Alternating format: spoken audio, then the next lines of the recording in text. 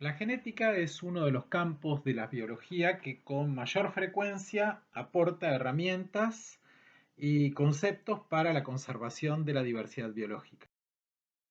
Entre las preguntas que típicamente le hacemos a la genética incluye cuáles son las especies que requieren atención más urgente, cuáles son los patrones de movimiento de individuos entre poblaciones de una especie, hasta dónde llegan los límites de una población, cuál es la magnitud del flujo génico, es decir, del movimiento de genes a través de los individuos que lo transportan entre poblaciones, cuál es la diversidad genética de las poblaciones y cómo se distribuye esa diversidad en el territorio. En algunos casos de especies que no tienen un dimorfismo sexual evidente, cuál es la proporción de sexos en la población. Además, la genética apuntala particularmente aquellas intervenciones que tienen que ver con la conservación ex situ, la cría en cautiverio, en zoológicos o en jardines botánicos, y los esfuerzos de movimiento de individuos de un lugar a otro. Hay ejemplos también de uso de técnicas genéticas para pericias en las que se intenta determinar si los productos que se comercializan son de la especie que se dice que provienen o se trata de comercio ilegal de especies amenazadas. Lo mismo para determinar a qué especie pertenece un individuo cuando se trata de especies crípticas, especies que morfológicamente no se diferencian entre sí, o para establecer cambios en la abundancia de subespecies dentro de una especie completa que no tienen diferencias morfológicas visibles. Por ejemplo, en el caso ilustrado en esta diapositiva, el ganso del Canadá, Branta canadiensis, que incluye 100 subespecies, muchas de las cuales son difíciles de distinguir observándolas de manera directa. Estas especies crían en distintas regiones del Canadá, pero se congregan en áreas comunes de invernada en la época fría, y ahí es donde se realizan los censos de abundancia. Si uno simplemente cuenta individuos de la especie, dado que no puede discriminar por simple vista a qué subespecie pertenecen, quizás se pueda confundir y pueda asumir, como ha ocurrido en algunos momentos en el Canadá, que el tamaño poblacional es constante en el tiempo, y sin embargo se están produciendo reducciones significativas en el tamaño de algunas de estas poblaciones o subespecies de las que estamos hablando, y son solo las herramientas genéticas las que permiten detectar ese cambio a tiempo para implementar alguna medida local de conservación. Entonces, podemos agrupar las preguntas de genética que son relevantes para la conservación en aquellas que nos ayudan a determinar qué debemos conservar con mayor prioridad, con mayor urgencia. Por ejemplo, qué población de una especie requiere una atención más inmediata, dónde tenemos que conservar, lugares donde se concentra un mayor número de organismos con peculiaridades genéticas o este, procesos que han limitado la conectividad histórica entre poblaciones, cómo tenemos que conservar, qué herramientas de la genética nos sirven para identificar las mejores intervenciones de conservación. Así que la sistemática molecular, la filogeografía y la genética de poblaciones vienen a auxiliar en la toma de decisiones a la biología de la conservación. Cuando pensamos en qué conservar, aparece un concepto muy interesante que es el de unidades evolutivamente significativas. Estas unidades son poblaciones que tienen diferencias genéticas que justifican su manejo como unidades de conservación separadas, como linajes evolutivos que están separadas del resto de las poblaciones. Es decir, que tienen conjuntos de variantes genéticas que las separan de otras poblaciones de la misma especie.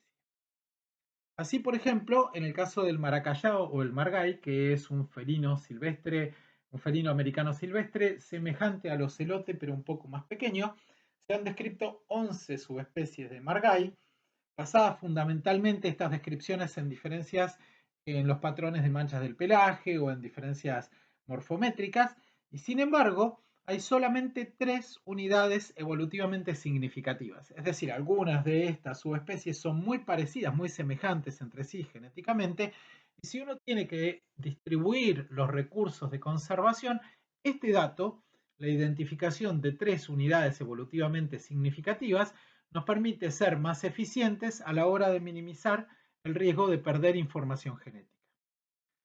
Algo similar ocurre con las poblaciones de tortuga gigante de las Galápagos, Chilonoidis nigra, que es una especie que marca una divergencia genética significativa, sobre todo entre las poblaciones que habitan las distintas islas de este archipiélago. Sin embargo, se ha determinado que hay 4 unidades evolutivamente significativas, 2 comparten la misma isla, 2 están en Santa Cruz, una está en Pinzón y una está en San Cristóbal. De nuevo, este mapa de la manera en que se distribuye la variación genética en el espacio, de la manera en que se relacionan las distintas poblaciones de una especie en términos de su parecido o sus diferencias genéticas, nos permiten ser más efectivos a la hora de seleccionar dónde poner el mayor énfasis de conservación para reducir las chances de perder información genética de las especies objeto de conservación. Entonces, estas áreas de preocupación inmediata, lo mismo que la detección de patrones de comunicación entre poblaciones que pueden haber sido vistos o pueden haberse afectado por actividades humanas que resulten en la fragmentación, se analizan utilizando herramientas de una disciplina que se llama filogeografía, que combina o trata de interpretar las relaciones filogenéticas o las relaciones de parentesco entre los organismos de una especie en el marco de los patrones geográficos de la zona en la que se distribuyen. Tenemos que saber que las especies muestran siempre cierto grado de estructuración genética que está relacionada con la geografía y que en general resulta en patrones según los cuales cuanto mayor es la distancia geográfica que separa a dos poblaciones, mayores son sus diferencias genéticas, lo cual tiene sentido dado que el movimiento de individuos es a priori más simple y más frecuente el movimiento entre poblaciones cuando las poblaciones están próximas. Entonces, si dos poblaciones están cercanas, una migración frecuente de individuos de una a otra implica el transporte de los genes que tienen estos individuos, su incorporación a la otra población, a la población destino, de manera tal que las dos poblaciones se van a parecer mucho en términos genéticos. Lo interesante es que eventualmente ocurre que por fragmentación del ambiente o por aparición de barreras que separan a las poblaciones y que reducen las chances de movimiento efectivo de los individuos, algunas poblaciones exhiben diferencias genéticas que son desproporcionadas respecto a la distancia que las separa y ahí podemos diagnosticar, por ejemplo, un problema de fragmentación relevante para la conservación. Finalmente, en términos de herramientas, nosotros al momento de pensar cómo tenemos que conservar, tenemos que entender que nuestro objetivo no es proteger a las especies como binomios nativos, como si fueran binomios latinos, como si fueran ejemplares de una colección botánica o zoológica, sino que lo que queremos conservar a largo plazo son unidades evolutivas funcionales. Queremos retener la capacidad de las especies de adaptarse al ambiente y por lo tanto tenemos que entender que las poblaciones biológicas pierden información genética a medida que pasa el tiempo y que la tasa de pérdida, la velocidad de empobrecimiento en información genética es mayor cuanto más pequeña es una población. Esa pérdida de información genética implica menor capacidad de adaptación. Los organismos que tienen mayor uniformidad genética tienen menos chances de adaptarse a un cambio en el ambiente, dado que son más homogéneos en cuanto a sus recursos fisiológicos, anatómicos, comportamentales. En cambio, cuanto más rica es la información genética, mayores son las chances de que existan opciones de adaptarse a un ambiente cambiante. Por esto mismo, cuanto más homogénea es, por ejemplo, una población en términos genéticos, mayores son las chances de que no pueda persistir a largo plazo. En general, mayor diversidad genética implica mayores probabilidades de supervivencia. Desde el punto de vista de la conservación, nos interesa tanto la variabilidad genética dentro de cada uno de los individuos, como en el interior de las poblaciones, así como la distancia genética o las diferencias genéticas entre las poblaciones de una misma especie. Si pensamos en términos individuales, tenemos que saber que ya desde el individuo, que nos interesa particularmente, porque el individuo, el animal o la planta individual, son los actores del proceso de supervivencia, quiero decir, son los que viven más o viven menos, se reproducen más o menos eficientemente, dejan más o menos descendientes, y la mortalidad y la fertilidad son componentes centrales de la dinámica de una población y de sus chances de persistir a largo plazo. Bueno, resulta que la heterocigosis, es decir, la propiedad de los individuos de tener para un gen determinado dos expresiones distintas, dos unidades de información diferentes que denominamos alelos. Nosotros sabemos que en los organismos diploides, cada una de nuestras características genéticas está determinada por dos unidades de información que heredamos, una de nuestro padre y una de nuestra madre, y decimos que somos heterocigotas para ese gen cuando recibimos dos unidades diferentes, dos alelos distintos. Podemos ser, en cambio, homocigotas cuando recibimos la misma unidad de información de nuestro padre y de nuestra madre. Esa heterocigosis está asociada directamente al fitness. ¿Qué es el fitness? El fitness es la aptitud biológica de un organismo. Se mide como las chances de que ese organismo se reproduzca con éxito. Son las probabilidades de que un individuo deje descendientes a la próxima generación, y esas probabilidades están asociadas directamente con su composición genética, y en particular son mayores cuanto mayor sea el número de loci, el número de genes para los cuales este individuo es heterocigota. Es por eso que a lo largo de la evolución, plantas y animales han desarrollado una enorme cantidad de características y de estrategias que reducen el riesgo de apareamiento con parientes cercanos, que es lo que llamamos endogamia. La endogamia, el apareamiento de padres con hijos, o el apareamiento entre hermanos, o el apareamiento entre primos, es decir, el apareamiento entre individuos que guardan una relación de parentesco muy próxima, aumenta la proporción de genes que están en homocigosis. Claro, los parientes cercanos son parecidos genéticamente. Entonces, si yo desciendo de un padre y de una madre que son parientes cercanos, es mucho más probable que tenga una alta proporción de mis genes en homocigosis y que en consecuencia tenga menor fitness. Hay algo que se llama vigor híbrido, que es las mayores chances de sobrevivir y reproducirse para los organismos que son heterocigotas para muchos genes. Complementariamente o contrariamente a eso, cuanto mayor es el número de genes para los cuales somos homocigotas, menor es nuestro fitness o nuestra posibilidad de dejar descendientes con éxito. Este pajarito que está en la diapositiva es el carbonero común, Parus major, es una especie europea que ha sido estudiada con mucho detalle en términos genéticos, y el trabajo que estoy citando de 2014 en esta misma lámina es un trabajo en el que se determina que el nivel de heterocigosis de las madres tienen una relación positiva con el tamaño de los descendientes, con el tamaño de los pichones, y eso aumenta las chances de supervivencia de los pichones, incluso después de controlar el tamaño promedio de los padres, es decir, independientemente del tamaño de la madre, cuanto mayor es el número de genes para los cuales la madre es heterocigota, mayores son las probabilidades de supervivencia de sus descendientes, y esto va en el mismo sentido que estábamos diciendo en esta diapositiva.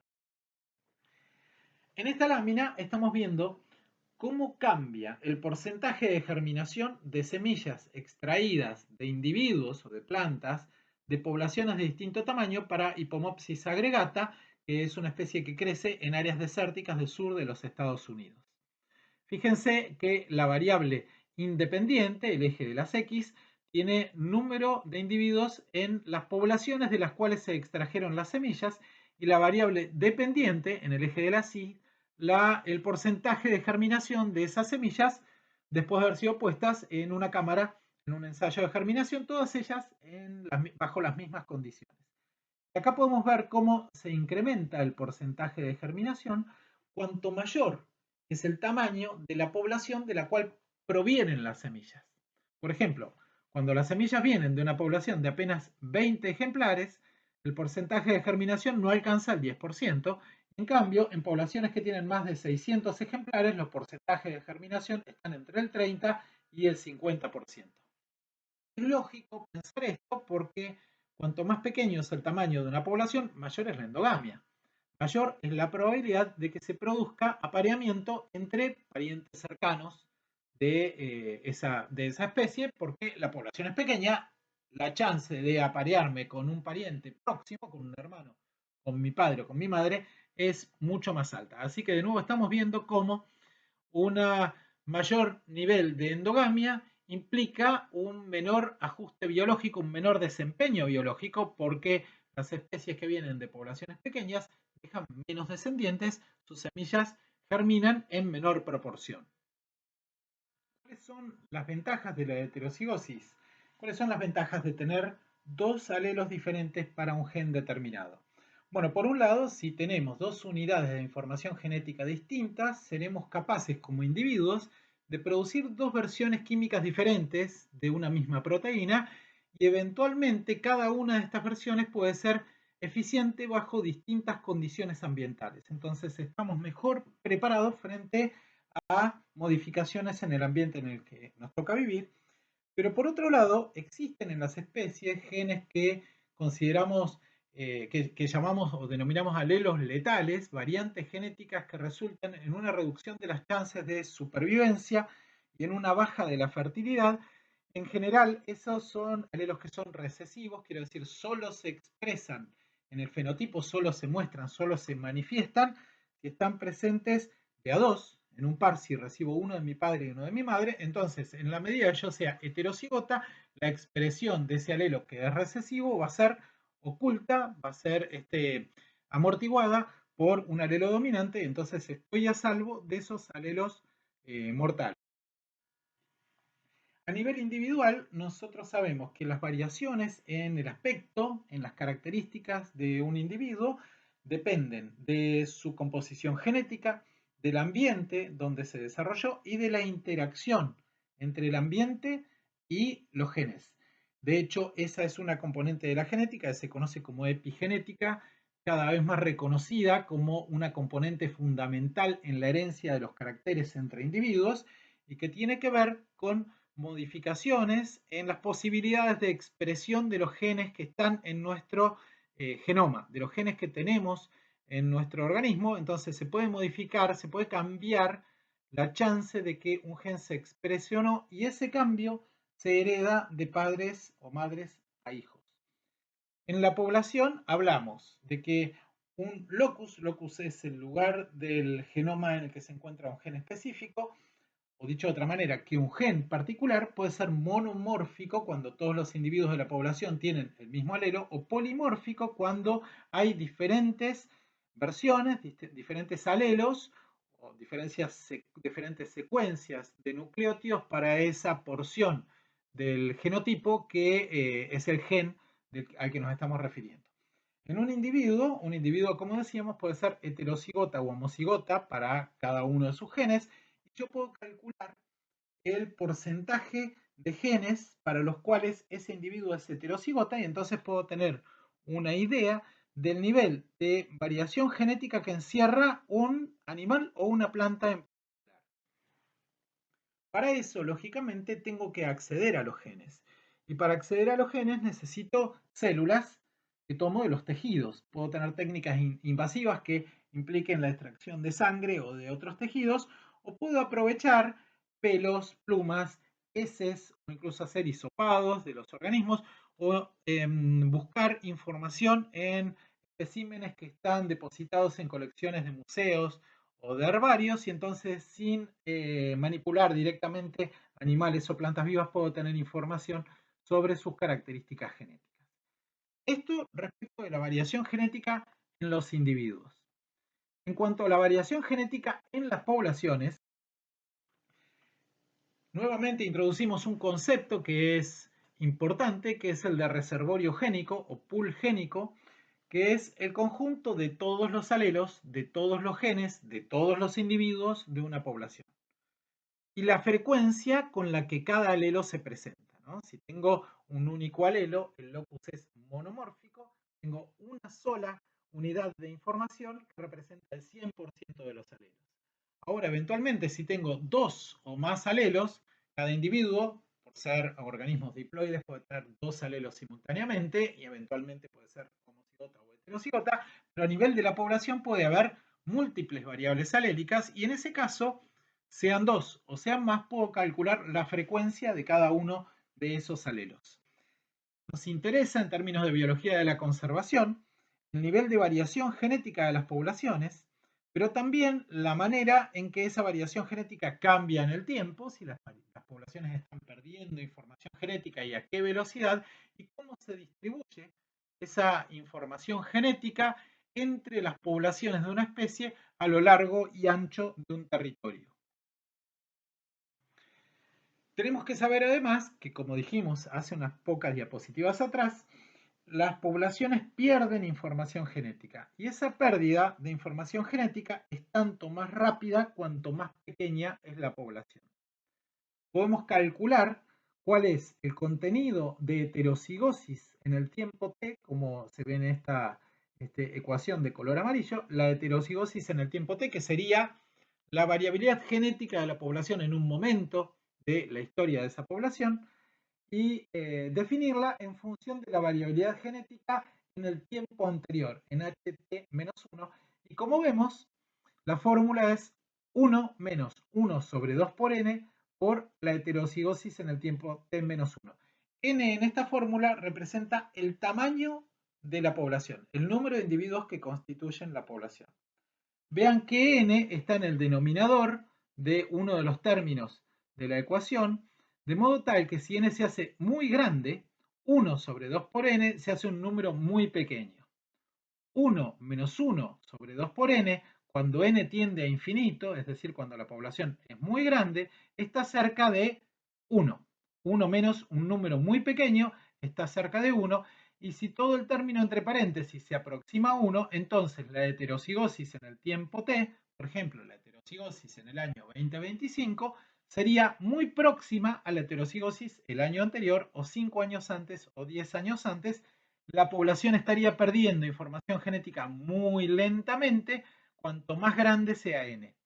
Nunca la pérdida de información genética es nula, por más grande que sea la población, por esta cuestión de que son organismos diploides que forman por meiosis gametas que son haploides, óvulos y espermatozoides que solo llevan uno de los alelos de cada gen. Entonces, uno de los costos de la reproducción sexual es que los individuos no transmiten el 100% de su información genética a la generación siguiente, sino solo una parte de sus alelos combinados, recombinados en los gametos que producen. Pero hay siempre una pérdida de información genética.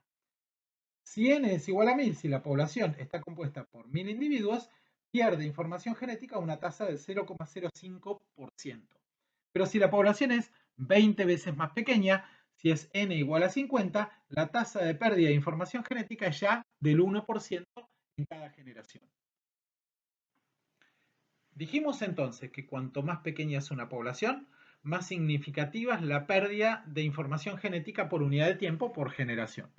En este gráfico vemos justamente cómo cambia la proporción o el nivel de información genética o de heterogeneidad en un tiempo determinado respecto del tiempo anterior, o sea, cómo va modificándose el contenido de la variación genética en el tiempo, justamente en función de las generaciones. A medida que pasan las generaciones, la información genética se reduce y esa caída en la información genética es tanto más marcada cuanto más pequeña es una población.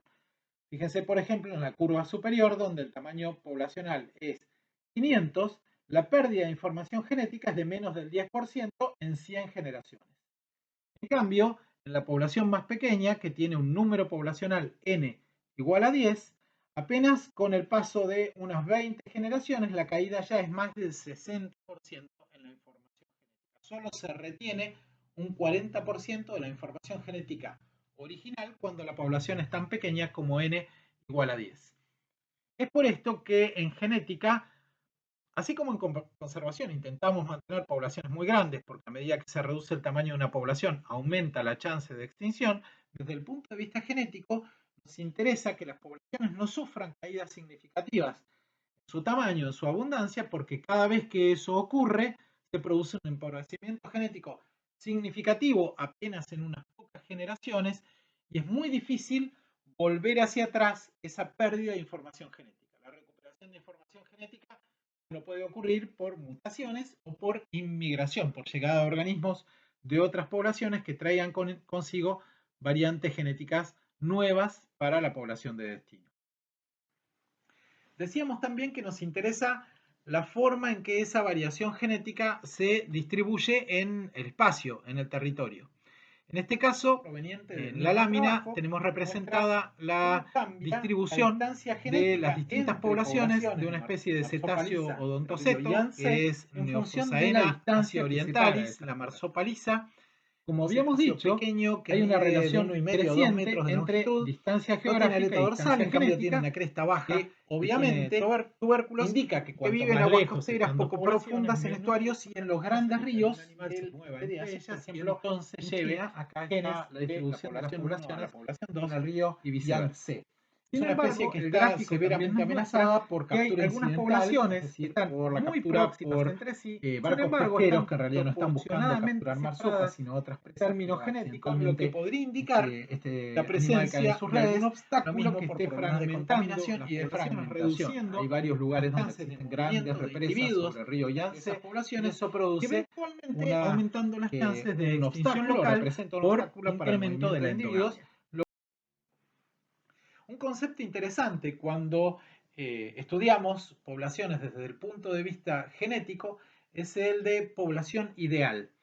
Una población ideal, desde el punto de vista genético, no tiene ninguna connotación en términos de que sea una población óptima desde el punto de vista de la supervivencia, es apenas una construcción teórica. Es una población que pierde información genética lentamente. ¿Por qué? Porque es una población en la que todos los individuos tienen las mismas probabilidades de dejar descendientes para la próxima generación. Todos tienen las mismas chances de dejar sus genes a la generación siguiente, porque es una población grande con apareamientos al azar, sin superposición de generaciones. Las generaciones son discretas, los individuos nacen, se reproducen y mueren antes de que sus descendientes lleguen a la madurez sexual, de manera tal que el riesgo de endogamia, de apareamiento entre padres e hijos, es nulo. Es una población que tiene una proporción de sexos 1 a 1, es decir, hay la misma cantidad de machos y de hembras, y que no sufre selección natural. La selección natural es una fuerza que reduce la variación genética de las poblaciones porque baja las chances de supervivencia y reproducción de individuos que tienen determinadas características, obviamente codificadas por ciertos genes, y entonces reduce la abundancia de los alelos que codifican para esos rasgos que no son adaptativos. Es una población ideal entonces, es una población que pierde información genética lentamente. Igual pierde información genética por este proceso de reducción en el contenido genético de los gametos respecto de los genes que tienen los progenitores y eso que acabamos de explicar. Las poblaciones ideales entonces también pierden información genética, pero lo hacen de manera mucho más lenta. Asociado con esto, es un concepto que es el de tamaño poblacional genéticamente efectivo. Ya hablamos del N, el tamaño de la población, es el tamaño censal, el número de individuos, de animales o de plantas que conforman esa población. N sub E, o tamaño poblacional genéticamente efectivo, es el número de ejemplares adultos que se reproducen con éxito cada generación, es decir, el número de individuos que dejan descendientes. Siempre N sub E es menor que N, porque en ninguna población biológica todos los individuos dejan descendientes, siempre por alguna circunstancia particular o por las características biológicas de la especie, por ejemplo, porque requieren un tiempo determinado para alcanzar la madurez sexual. No tenemos el mismo número de población, el número E, el mismo N, que el tamaño genéticamente efectivo. Entonces, por ejemplo, en un trabajo desarrollado en el mes de diciembre de 2013, se censó la población de loro barranquero urbano en Bahía Blanca y eso dio 8.500 ejemplares.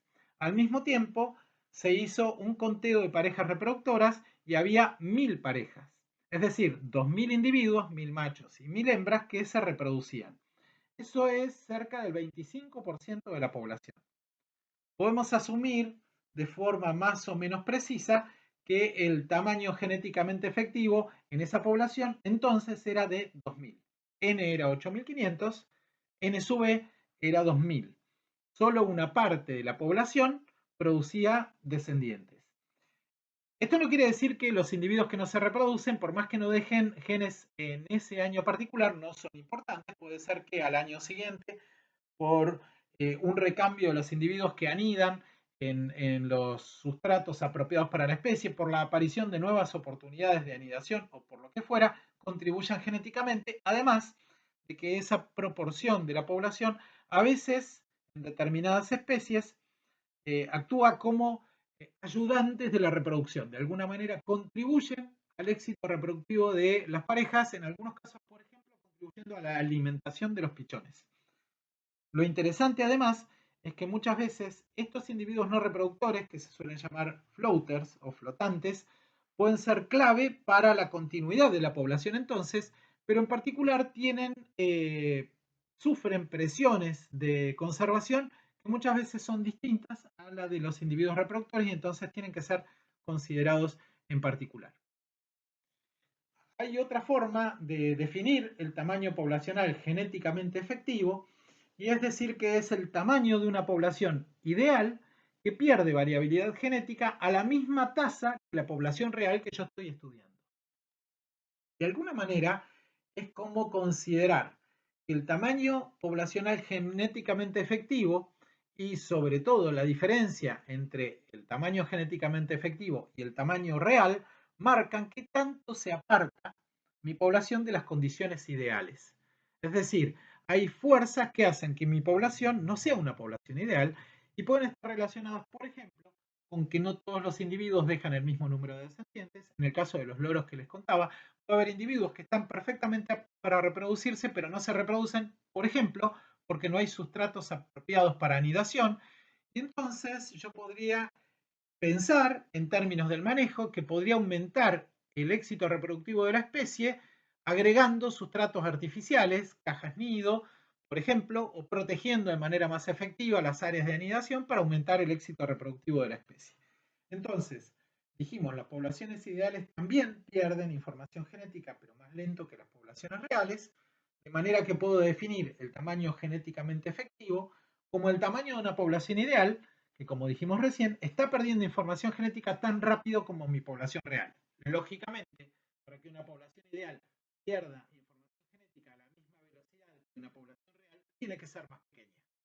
Entonces será tanto más pequeña que la población real, cuanto más se separe de las condiciones que están planteadas para una población genéticamente ideal.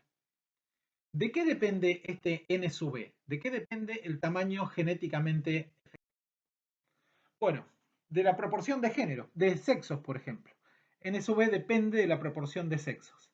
NE es 4 por el número de machos, por el número de hembras, dividido el número de machos más el número de hembras. Fíjense en esa ecuación que si tenemos una población de 20 individuos y de esa población 10 son machos y 10 son hembras, el número de machos es igual al número de hembras, es decir, la proporción de géneros de sexos es 1 a 1, N sub E será 4 por 10 por 10, 4 por 100, 400, dividido 10 más 10, 20, 400 sobre 20 es 20. Es decir, idealmente, si solo considero la proporción de sexos, N sub E va a ser igual a N si hay el mismo número de machos que el mismo número de hembras. Eso es perfectamente lógico. Imagínense un extremo en el que de esos 20, 19 fueran machos y solo hubiera una hembra. Lógicamente, entonces, ejemplo, en la siguiente generación, 5 lo que íbamos a tener 15 es hembras y vuelvo a calcular de organismos que esa fórmula de la misma madre, entonces iban a ser tremendamente parecidos genéticamente, se habría producido una enorme pérdida genética, porque todos son ahora medio hermanos en esa nueva generación. N sub E, que cuanto más se aparta una proporción de sexo, el tamaño genéticamente efectivo también depende del nivel de variación entre el número de descendientes que dejan las hembras de una población. La variación en el tamaño de la prole o la variación en el éxito reproductivo de las hembras. Y la relación entre NE y N, teniendo en cuenta La variación en el número de descendientes que dejan las hembras es la que está en esta fórmula. N sub B es igual a 4 veces el tamaño censal, 4 por N, dividido la varianza en el tamaño o la varianza en el número de descendientes que dejan las hembras, más 2. Vean que cuanto más grande sea la varianza está en el denominador, cuanto más grande sea la varianza, menor será el tamaño de N sub B. ¿Qué es la varianza? Es el cambio, la diferencia entre el número de individuos o número de descendientes que dejan las hembras que tienen mayor éxito reproductivo, las que dejan más descendientes y las que dejan menos. N sub B se reduce con incrementos en la varianza del tamaño de la prole, porque lógicamente si una hembra se reproduce mucho más que otras, entonces en la próxima generación muchos individuos van a compartir esa misma madre y van a ser muy parecidos genéticamente. En términos de varianzas o varianza en el tamaño de la prole, lo óptimo para sostener altos niveles de tamaño genéticamente efectivo es que todas las hembras dejen el mismo número de descendientes. Por ejemplo, si estamos trabajando en un proyecto de conservación ex situ en un centro de cría de una especie amenazada, desde el punto de vista demográfico, una hembra que deja muchos descendientes es una muy buena hembra porque aumenta el N, el tamaño de la población. Pero hay un problema y es que esa hembra está contribuyendo desproporcionadamente a las próximas generaciones y está aportando individuos que son muy parecidos genéticamente entre sí. Entonces, si bien esa hembra es muy valiosa porque es una buena reproductora, tenemos que ver la manera de aumentar el éxito reproductivo de las que no dejan descendientes o de las que dejan menos descendientes. Finalmente, NE, el tamaño genéticamente efectivo, también depende de las fluctuaciones poblacionales. 1 sobre NE es igual a 1 sobre T, que es el número de generaciones, el número de datos que tengo en el tiempo, por 1 sobre el tamaño en el año 1, más 1 sobre el tamaño en el año 2, más 1 sobre el tamaño en el año 3, y así sucesivamente. Esto ocurre porque cada vez que el tamaño de una población baja significativamente, se produce un empobrecimiento genético. Después, por más que la población recupere su tamaño censal, recupere NE no se recupera. Esa pérdida de información genética no se recupera tan rápido. Esa reducción en el tamaño de una población, en el tamaño censal, en poco tiempo, se llama cuello de botella y es uno de los factores de deriva génica que vamos a ver a continuación. Existen entonces variaciones genéticas que se producen por azar en las poblaciones, que son completamente aleatorias y las llamamos deriva génica. La deriva génica determina que los genes que están presentes en una población en una generación no son una muestra representativa de los que estaban en la generación anterior y por eso se lo llama también error de muestreo. Normalmente lo que tenemos es un empobrecimiento, pero puede haber casos en los que hay simplemente un cambio en las frecuencias de los genes entre lo que tenía la población en el tiempo anterior y lo que tiene el tiempo o la generación siguiente. Hay dos fuerzas fundamentales de deriva génica, que son los cuellos de botella, como acabamos de hablar, y el efecto del fundador. Los cuellos de botella, por ejemplo, son los que comentábamos que reducen el NSV, son los que afectaron a esta especie de la fotografía, que es el elefante marino del norte, Mirunga angustirostris, una especie de pinípedo de gran tamaño que habitaba la costa de América del Norte, México y el sur de los Estados Unidos, y que fue intensamente cazado por su aceite al punto que a fines del siglo XIX quedaban apenas unas 20 parejas de la especie. A partir de ahí, intensas medidas de conservación y la prohibición de la caza de estos animales hicieron que la población aumentara y actualmente supera los 120.000 individuos. Claro, N ha subido significativamente, pero resulta lógico pensar que el empobrecimiento genético que llevó a reducir tanto la población sea mucho más difícil de compensar. Imaginen que todos los individuos que viven en la actualidad son descendientes de ese pequeño núcleo que sobrevivió a la sobreexplotación del siglo XIX y del siglo anterior. Algo semejante ocurrió con el chita, El chita ha sido también intensamente estudiado en términos genéticos. Una población se supone que los chitas son originarios de América del Norte, de manera drástica, cruzaron primero a Europa y a Asia, y el grupo de individuos que cruzó hasta Asia fue una pequeña representación más grande de la variabilidad, por supuesto, o encerraba una pequeña representación de la variabilidad genética de la población americana, el tamaño de manera que hace unos posible. 100.000 años. El segundo punto es el del efecto fundador, que ocurre cuando un pequeño grupo de individuos de una población forman una nueva población, por ejemplo, migran a un nuevo sitio y establecen ahí un núcleo fundador que crece hasta formar una población más grande, en la que de nuevo la composición genética no refleja de manera proporcional las características genéticas de la población fuente, de la población inicial. En biología de la conservación, esto es lo que ocurre cuando vamos a fundar una población. En una estrategia de conservación ex situ, por ejemplo, llevamos a unas plantas que están amenazadas a un jardín botánico, lo que estamos haciendo es producir un efecto fundador. Tenemos que saber que la población que generemos en cultivo, en ese caso, o en el caso de un animal que va a un centro de cría, va a tener una composición genética reducida respecto de la población fuente, y por eso es importante seleccionar con cuidado los reproductores iniciales para tratar de contener la mayor proporción posible de la variación genética original. Algo parecido sucede cuando desarrollamos una acción de reintroducción o translocación de individuos y movemos a partir de una población fuente un conjunto de animales o plantas a un lugar donde la especie alguna vez estuvo presente y se extinguió. Tenemos que saber entonces que esa intervención de conservación tiene connotaciones genéticas en cuanto a este fenómeno de llevar solo una parte de la variabilidad genética de la población original. Entonces, estamos hablando desde hace varios minutos de lo que es la endogamia, este apareamiento entre parientes cercanos que baja la heterocigosis, o dicho de otra manera, aumenta la proporción de genes para los cuales los organismos son homocigotas, entonces reduce su capacidad de adaptación a los cambios ambientales y aumenta la incidencia de los alelos letales, aumenta las chances de que un alelo letal esté presente en homocigosis y determine la muerte temprana o la reducción en la fertilidad del individuo que contiene esa información. Para medir este nivel de endogamia hay un índice que se representa con la letra F y es el coeficiente de endogamia, que de alguna manera trata de predecir cuál es la probabilidad de que un individuo reciba dos alelos idénticos. Esa probabilidad es tanto más alta cuanto más cercanos sean en términos de parentesco su padre y su madre. La probabilidad de que yo reciba dos alelos iguales de mi padre y de mi madre es mayor si mi padre y mi madre son parientes cercanos.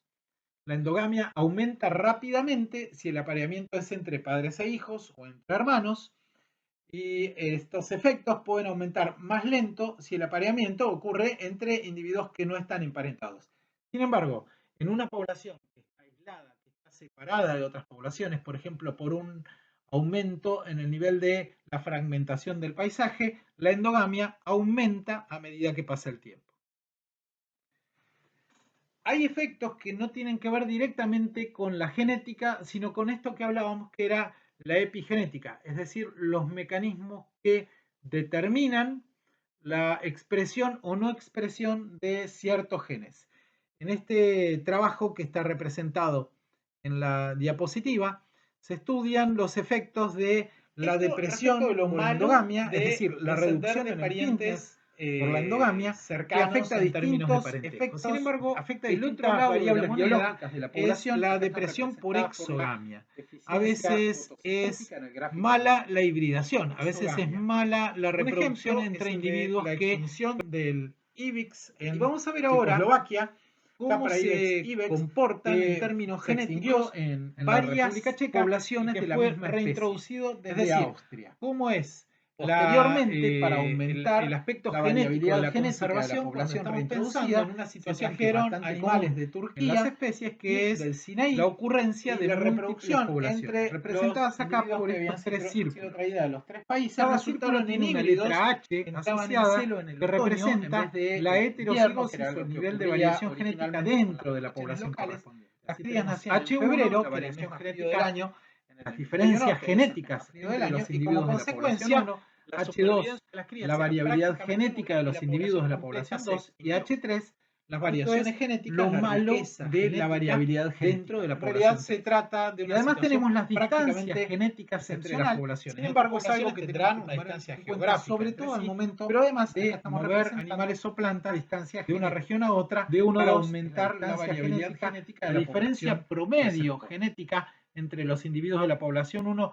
respecto de los de la población 2, D2-3, la distancia genética entre población 2 y población 3, y D1-3, la distancia genética entre población 1 y población 3. El nivel de variación genética total de la especie, en este ejemplo, HT, es igual a la combinación de la componente que depende del promedio de la variación genética dentro de las poblaciones, más la componente que está representada por el promedio de la distancia genética entre poblaciones. Es decir, hay dos componentes de la variabilidad genética de la especie. Uno tiene que ver con qué tan homogéneas son las poblaciones hacia adentro, y el otro tiene que ver con qué tan parecidas son las poblaciones entre sí. Son los dos que contribuyen a la variabilidad genética total, y la proporción que representa cada uno de estos factores nos puede hablar acerca de la dinámica de intercambio genético entre las poblaciones de la especie, y eso a su vez puede encerrar claves importantes para comprender los factores que pueden estar amenazando la conservación de la especie en determinado sitio. La figura es el pájaro carpintero de la Florida, Picoides borealis. Es una especie que nos sirve por la intensidad de los estudios genéticos que se han desarrollado con ella para entender mejor este balance entre los dos componentes que aportan a la heterocigosis de una especie. De nuevo, la heterocigosis total igual a un componente que depende de la heterogeneidad promedio de las poblaciones más el componente que corresponde a la distancia genética promedio entre poblaciones.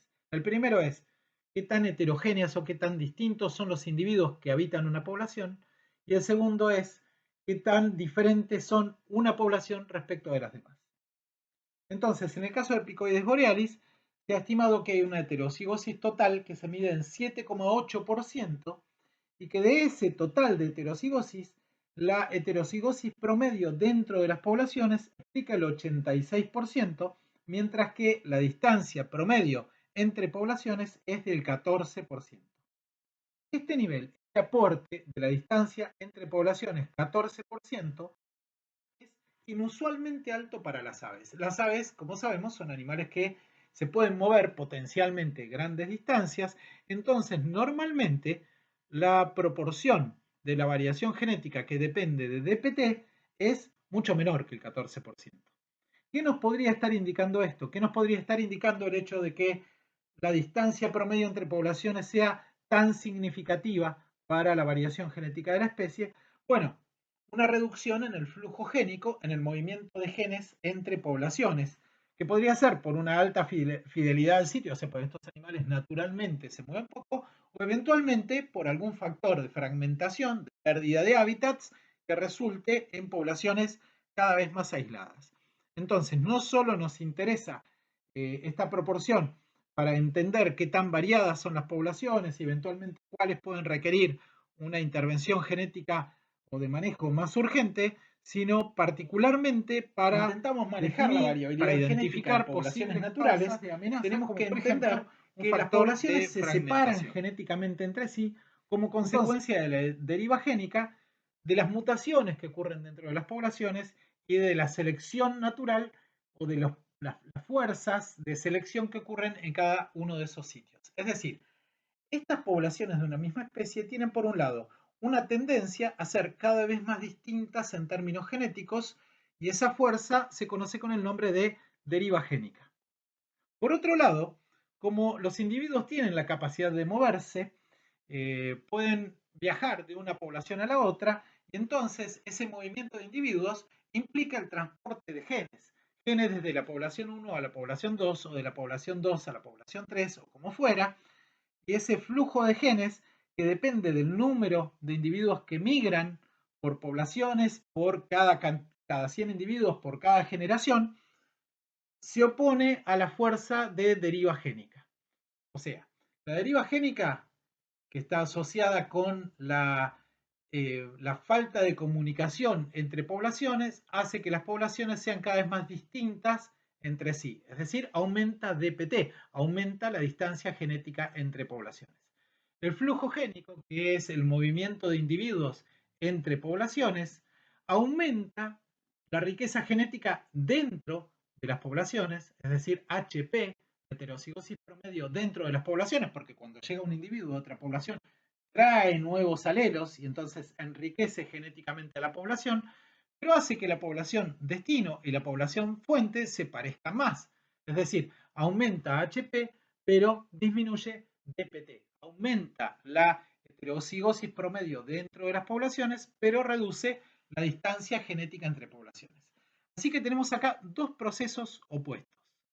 La deriva génica, que hace que las poblaciones se parezcan cada vez menos entre sí en términos genéticos, pero además hace que las poblaciones se vuelvan homogéneas por endogamia, porque están muy distantes genéticamente entre sí, si hay poco flujo génico, el apareamiento es de los individuos que están dentro de la población, así que aumenta la endogamia. Y el flujo génico, que implica el movimiento, la migración de individuos entre poblaciones, que reduce la distancia genética entre poblaciones porque hace que se parezcan más, pero aumenta la heterocigosis dentro de esas poblaciones. Entonces, NM representa la proporción de migrantes por generación. ¿Qué proporción de la población se mueve de una población a otra por cada generación? Si NE, el tamaño genéticamente efectivo por la proporción de migrantes por generación, es mayor que 1, las poblaciones conectadas por esos migrantes no tienden a diferenciarse genéticamente en términos significativos. Entonces, por ejemplo, una población que tiene un tamaño genéticamente efectivo de 1000 y un NM de 0,01, que sería equivalente a recibir un inmigrante por cada 10 generaciones por cada 1000 individuos, ese producto 1000 por 0,01 NE con NM me da 10, entonces no esperamos una divergencia genética significativa. Las poblaciones funcionan en términos genéticos como si estuvieran conectadas de manera directa. En cambio, si en esa población el tamaño genéticamente efectivo es 100 y la tasa de migración sigue siendo la misma, NE por NM me da 1 y ahí sí tengo divergencia genética. Si esa divergencia genética está causada por un factor antropogénico, por ejemplo porque construimos un camino entre las dos poblaciones, podríamos plantearnos la opción de manejar el flujo génico, por ejemplo a través de la construcción de alguna estructura que permita aumentar el movimiento de individuos entre poblaciones o directamente por translocación, llevando individuos de una población a la otra para evitar esa divergencia, esa deriva génica que además va a resultar en endogamia y que puede hacer que las poblaciones aumenten el riesgo de extinción local. En este gráfico estamos mostrando la relación entre NM, el número de migrantes, y la divergencia genética. Fíjense que en el eje de las Y, el eje de las ordenadas, tengo la proporción de la heterocigosis total que está representada por la distancia entre poblaciones. Eso es el coeficiente de endogamia. Cuanto mayor es la distancia entre poblaciones, mayor es la endogamia, porque ya no tengo intercambio de genes entre las poblaciones, los individuos de la población se reproducen con los vecinos que tienen alrededor, y entonces cuando DPT sobre HT, es decir, distancia promedio entre poblaciones sobre variabilidad genética total, es máxima, es porque tengo máximos niveles de endogamia. Vean que este gráfico va de 0 a 1, y tengo un nivel máximo de endogamia 1 cuando toda la heterocigosis, el total de HT, está representado por la distancia entre poblaciones. ¿Sí? Cuando DPT es igual a HT, cuando el numerador es igual al denominador, este cociente se hace 1 Y eso se da cuando el número de migrantes por generación es cero. Que es cero migrante, las poblaciones están completamente separadas, no hay flujo génico, el flujo génico es cero, y entonces hay un máximo nivel de endogamia.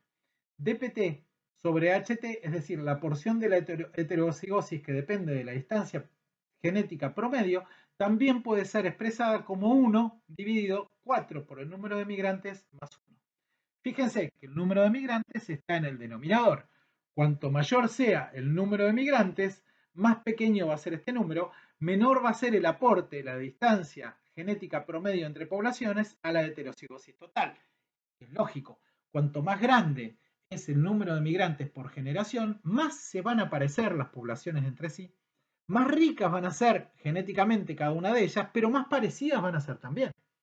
Si hay muchos migrantes por generación, entonces prácticamente las dos poblaciones van a funcionar como una sola, van a ser genéticamente muy parecidas o idénticas, entonces esta proporción distancia promedio genética sobre heterocigosis total va a tender a cero. La distancia genética va a ser muy chiquita. Fíjense, reemplazando NM, el número de migrantes en esta fórmula, tenemos primero, si NM es 0, F es 1. Si NM es 0, tenemos 4 por 0 más 1, esto es 1, 1 sobre 1, 1. dpt sobre ht es 1, quiere decir que toda la heterocigosis está explicada por la distancia entre poblaciones. Ahora, si NM es 0,25, quiere decir que hay un migrante por cada 4 generaciones. Es 0,25, pues se divide por el número de generaciones. Un migrante por cada 4 generaciones, reemplazo NM por 0,25. 4 por 0,25 es 1, más 1, 2, 1 sobre 2, 1 medio. Estoy diciendo que apenas con un migrante cada 4 generaciones, ahí reduje a la mitad el nivel de endogamia, el coeficiente de endogamia, y ahora la heterocigosis total, que es explicada por la distancia promedio entre poblaciones, es del 0,5. Si en cambio NM es 0,5, F pasa a ser 0,33, si NM es 1, un migrante por generación es 0,2 y así se va reduciendo. Y vean en este gráfico qué interesante cómo la deriva génica, es decir, la distancia genética entre poblaciones cae de manera brutal, de manera drástica, apenas con 1, 2 o 3 migrantes por generación. Quiere decir que el flujo génico es tremendamente fuerte, tremendamente significativo a la hora de reducir la separación genética entre poblaciones. No hace falta una cantidad enorme de individuos que se muevan de una población a la otra para neutralizar la separación genética. Esta es una muy buena noticia desde el punto de vista de la genética de la conservación. Si yo trato de restaurar la comunicación entre poblaciones, tengo que saber que apenas unos pocos migrantes que consigan migrar y, por supuesto, reproducirse con éxito, alcanzan para tener un nivel de endogamia bajo en esa población. Volviendo a nuestro ejemplo de Picoides borealis, ¿se acuerdan que teníamos un dpt sobre ht que era de 0,14? Esto está más o menos en este punto, ¿sí? 0,14 es el nivel de endogamia, el coeficiente de endogamia, y eso se da con más o menos 1,5 migrantes por generación. Lo que decíamos es un nivel de migración bajo para una especie de ave. Entonces, esta curva, repasando, tiene un punto drástico de inflexión entre 0 y 2 migrantes.